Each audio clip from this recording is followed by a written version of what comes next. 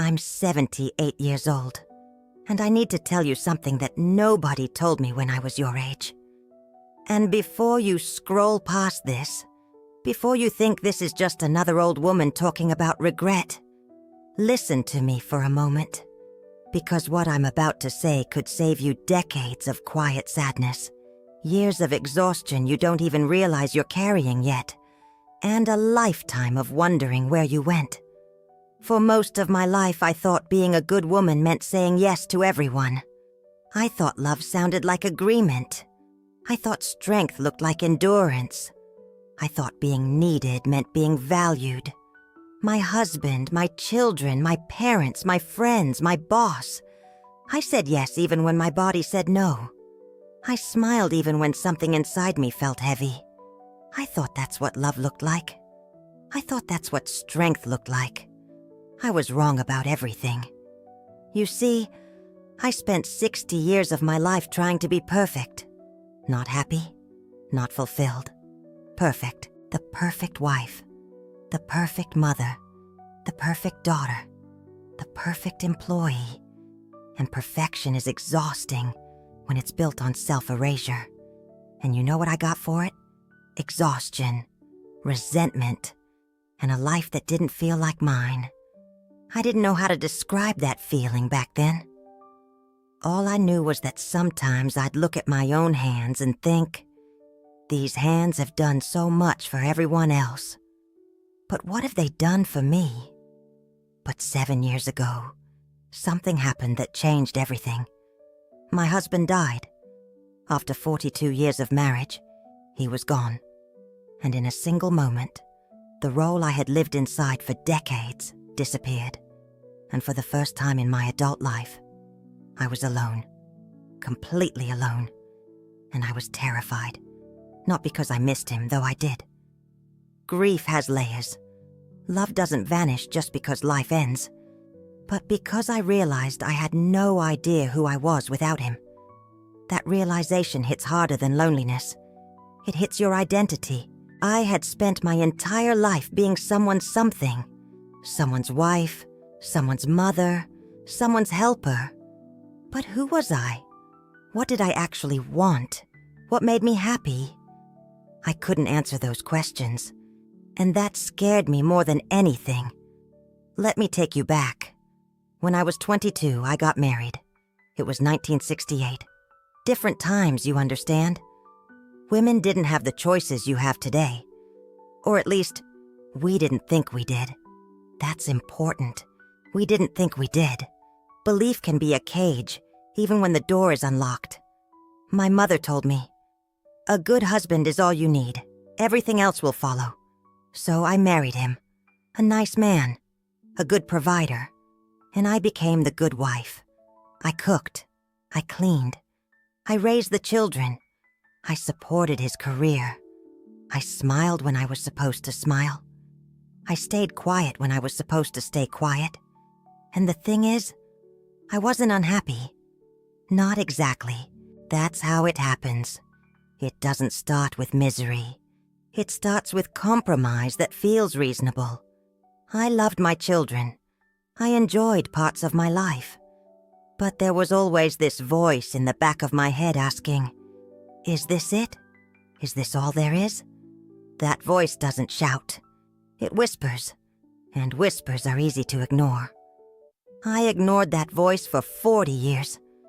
When I was 35, I wanted to go back to school. That desire didn't come out of nowhere.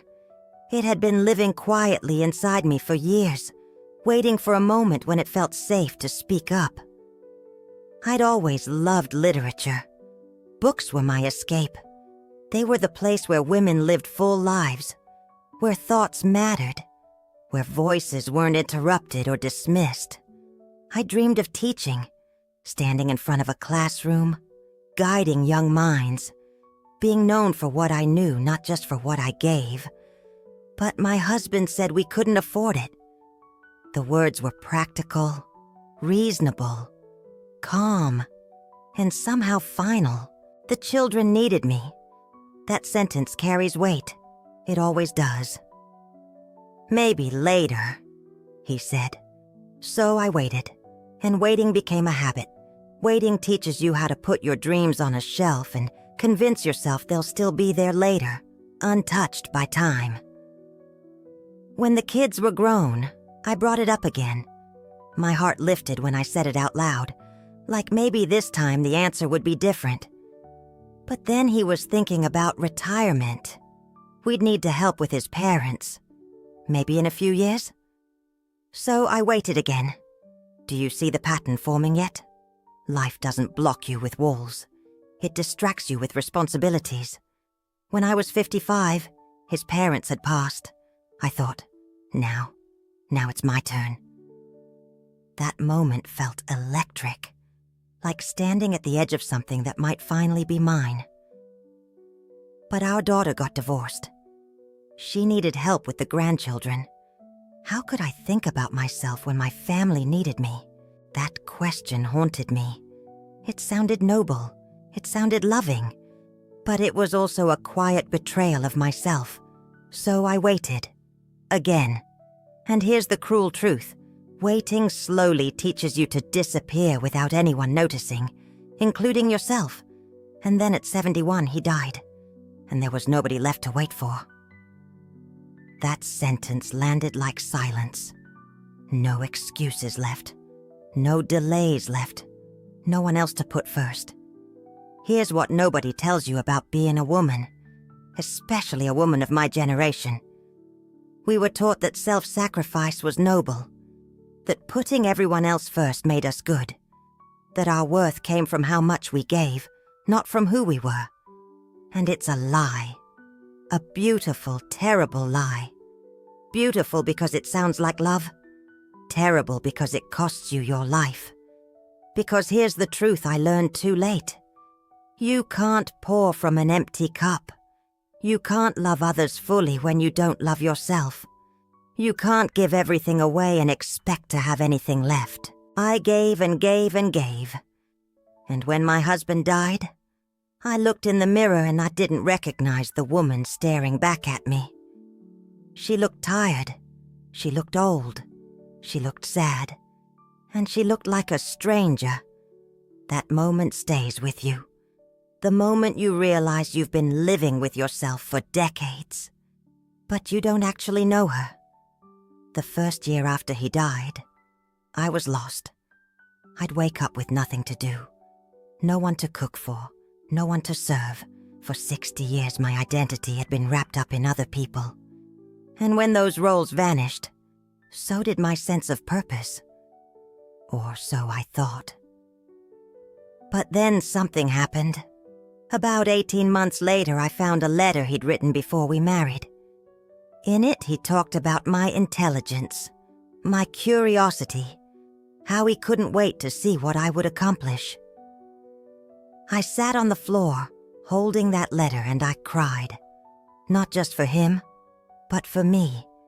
Because that girl he'd fallen in love with, I'd buried her. Not all, at once. But slowly over the years, I'd put her dreams aside. I told myself I was being selfless, but really I was disappearing. That realization hurts more than regret. It hurts because you can finally see yourself clearly. That's when I made a decision. A quiet decision. Not dramatic, not announced, but firm. I was 72 years old, and I decided it wasn't too late. That sentence alone goes against everything we're taught about age. Society whispers that time has passed, that opportunity belongs to the young. I refused to believe it. I enrolled in community college, literature classes, art history, philosophy, things I'd always wanted to study, things that once felt forbidden, things that once felt selfish, things that finally felt like home. I was the oldest in my classes, but I didn't care. At first, I was nervous. I worried they'd stare. I worried I wouldn't belong. Then something surprising happened. For the first time in decades, I felt alive. Not young. Alive. There's a difference. I started traveling. Small trips at first. Places I'd always wanted to see. Places I'd only seen in books or postcards. Places that reminded me the world was still wide and waiting. And it was wonderful. I started saying no. This was hardest. Because saying no felt like breaking a rule I'd lived by my entire life. My children would call. "Sorry, I have plans." And I'd pause after saying it, waiting for guilt to crash into me. It didn't. My friends would invite me to things I didn't want to do. No, thank you. And you know what? The world didn't end. People adjusted, and I felt lighter. That's when I learned something no one ever told me. Boundaries don't push people away. They show people where you end. I'm 78 now, and I finally know who I am. Not somebody's wife, not somebody's mother, just me. A woman who loves literature and art, who enjoys her own company, who travels when she wants, who says no when she means no, and yes when she means yes. That clarity is priceless. It's the reward of finally choosing yourself. But here's the heartbreaking part. I wasted so much time. 60 years of my life I spent being who I thought I should be, instead of who I wanted to be. 60 years of putting myself last. 60 years of shrinking myself to make room for everyone else. And I can never get those years back. That truth sits heavy. Regret doesn't scream. It settles quietly in your chest. So let me tell you what I wish someone had told me when I was 20, when I was 30, when I was 40. You are not selfish for having dreams. You are not selfish for wanting things for yourself. You are not selfish for saying no. You are not selfish for taking care of yourself first. Read that again. Let it sink in, because guilt has been lying to you. You think you have all the time in the world. You think, I'll do it later, after the kids are grown, after I retire, when things calm down. But things never calm down. There's always another reason to wait, another person who needs you, another obligation. And before you know it, you're 70 years old, and you've never lived for yourself, not once. That's the moment I don't want you to reach. Don't make my mistake. Don't think this is just a sad story from someone older than you. Don't assume it doesn't apply because your life feels different. This is how it starts. Quietly, reasonably. One compromise at a time. Don't wait for permission to live your own life, because that permission will never come. Nobody's going to tell you it's okay to be yourself. Nobody's going to say, now it's your turn. You have to take it. You have to claim it. If you want to go back to school, go. Don't talk yourself out of it. Don't minimize it. Don't convince yourself it's impractical. Don't wait until your kids are older or your schedule is clearer. Do it now. If you want to change careers, change. Don't wait for the perfect moment or until you've saved enough money or until everyone approves. Do it now, because the perfect moment never arrives. Approval rarely comes, and fear always finds a reason to stay. If you're in a relationship that makes you feel small, leave. Don't stay because you've already invested so much time, or because you're afraid of being alone, or because you think it's too late to start over. It's not too late. It's never too late. Your life is not a practice run. This is it. This is the only one you get. And every day you spend living for someone else is a day you're not living for yourself. I know what you're thinking. But what about my family? What about my responsibilities? What about being a good person? And I'm telling you, you can be a good person and still have boundaries. You can love your family and still have your own life. You can fulfill your responsibilities and still pursue your dreams. In fact, you'll be a better mother, a better wife, a better daughter, a better friend when you're living authentically. Because you can't give from a place of resentment. You can't love others when you're angry at yourself for giving up your dreams. The women in my generation, we were taught to be small, to be accommodating, to smooth things over, to never make waves. And we did it. We did it so well that we disappeared. That sentence hurts because it's true. We didn't vanish suddenly. We faded. But you don't have to. You have choices we didn't have. You have opportunities we didn't have. Don't waste them trying to be perfect. Don't waste them trying to please everyone. Because here's the truth. You'll never please everyone. There will always be someone who thinks you're being selfish. There will always be someone who's disappointed.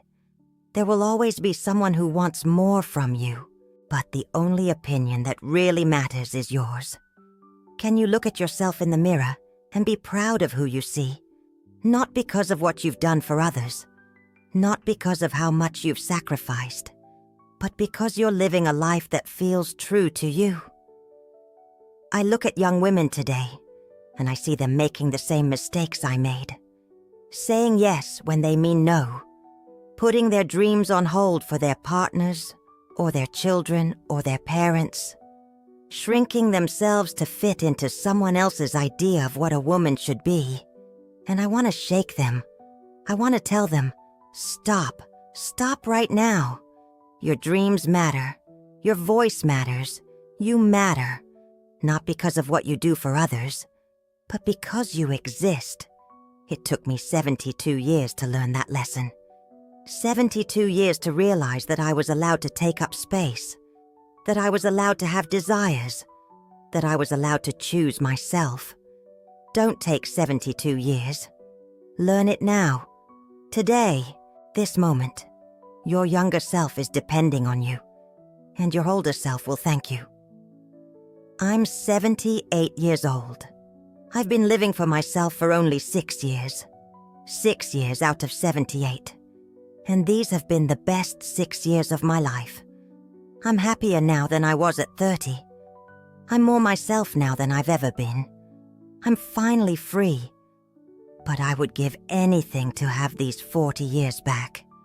To have started living for myself at 35 instead of 72. To have said no when I meant no. To have pursued my dreams when I first had them. To have taken up space instead of shrinking. You still have time. You have so much time. But only if you start now. Only if you stop waiting for permission.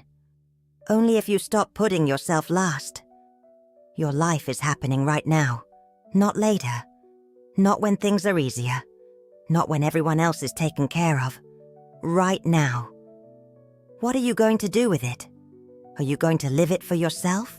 Or are you going to wake up one day at 78 and realize you spent your entire life living for everyone else? The choice is yours. But make it now, because time doesn't wait. And neither should you. If this resonates with you, I hope you'll share it. Not for me, but for every woman who needs to hear this. Every woman who's putting her dreams on hold. Every woman who thinks she's being selfish for wanting more. Every woman who's waiting for permission to live her own life. The permission is granted. Now go live.